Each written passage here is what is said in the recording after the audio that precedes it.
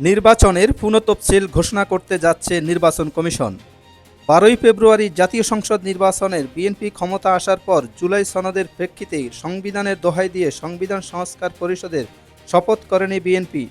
বগুড়া 6 আসনের উপনির্বাচন এবং শেরপুর 3 আসনে পুনঃতফসিল প্রকাশ করে 14 এপ্রিলের আগেই নির্বাচন অনুষ্ঠিত হবে।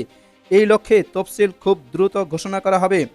রোববার এ তথ্য জানিয়েছে নির্বাচন কমিশন। প্রসঙ্গত, গত 12ই ফেব্রুয়ারি নির্বাচনে বিএনপি চেয়ারম্যান তারেক রহমান বগুড়া 6 এবং ঢাকা 17 এই দুই আসন থেকে সংসদ সদস্য হিসাবে নির্বাচিত হন। তবে গণপ্রতিনিধিত্ব আদেশ আরপিও অনুযায়ী একজন ব্যক্তি একসঙ্গে একাধিক আসনে সংসদ সদস্য থাকতে পারবেন না। এই আইনি বাধ্যবাধকতার কারণে তারেক রহমান বগুড়া 6 আসনটি ছেড়ে দেওয়ার ইচ্ছা প্রকাশ করেন। এর প্রেক্ষিতে নির্বাচন কমিশন আসনটি শূন্য ঘোষণা করে। সাংবিধানিক নিয়ম অনুযায়ী কোনো আসন শূন্য হওয়ার পরবর্তী 90 দিনের মধ্যে সেখানে উপনির্বাচনের আয়োজন বাধ্যবাধকতা রয়েছে। 12ই ফেব্রুয়ারি সাধারণ নির্বাচনে শেরপুর 3 আসনের একজন বৈধ প্রার্থীর মৃত্যু হওয়ায় আরপিও অনুযায়ী সে আসনে ভোট গ্রহণ স্থগিত করা হয়েছে।